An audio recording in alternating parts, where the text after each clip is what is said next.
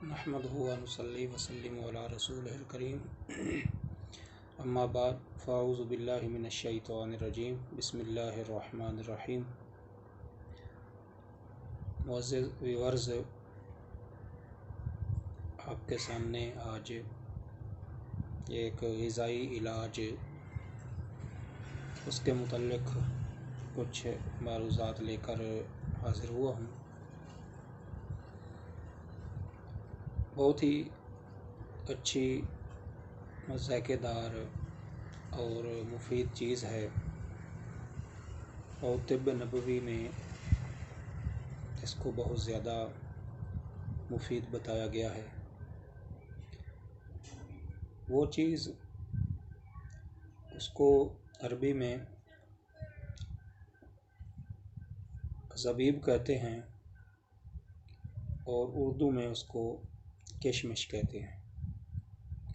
مشہور عام چیز ہے، عمدہ وہ ہے جو سائز میں بڑی ہو، اس میں گودا اور رس بھرپور ہو، اور چھلکا باریک ہو، گٹھلی نہ ہو، اور اس کا تخم نہ چھوٹا ہو نہ بڑا ہو۔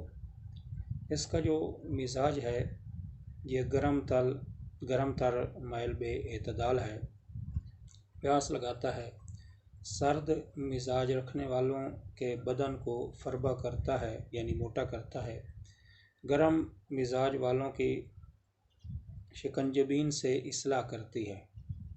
اس کا مغز معدہ میں خشونت پیدا کرتا ہے اور حب دمان کے صفوف میں استعمال ہوتا ہے۔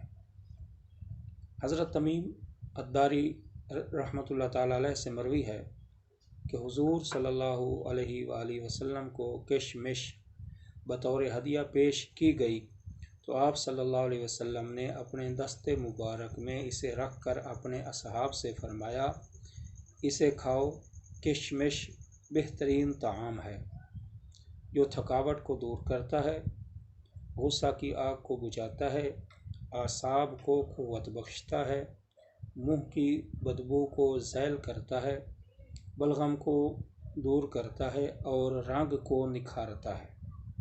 تو یہ نبی علیہ السلام نے ہمیں، جن سے بڑا حکیم دانا اس دنیا میں نہیں گزرا، انہوں نے یہ فوائد کشمش کے ہمیں بتائے ہیں۔ حضرت علی رضی اللہ تعالیٰ عنہ فرماتے ہیں کہ جو شخص ہر روز 21 دانے کشمش کے کھائے گا وہ اپنے جسم میں کوئی مکروہ چیز نہ پائے گا۔ یہ ابو نعیم کی روایت ہے۔ حضرت علی رضی اللہ تعالیٰ عنہ کا قول گزر گیا کہ جو چیز 21 دانے روزانہ کشمش کے کھائے گا وہ اپنے جسم میں کوئی ایسی چیز نہیں پائے گا جس کو بیماری وغیرہ۔ تو یہ بھی بڑی ایک عجیب اس کا فائدہ حضرت علی رضی اللہ تعالیٰ عنہ سے منقول ہے۔ حضرت ابن عباس سے منقول ہے کہ کشمش کھایا کرو لیکن اس کی گٹھلی پھینک دیا کرو، کیونکہ اس کی گٹھلی میں بیماری ہے اور اس کے گردے میں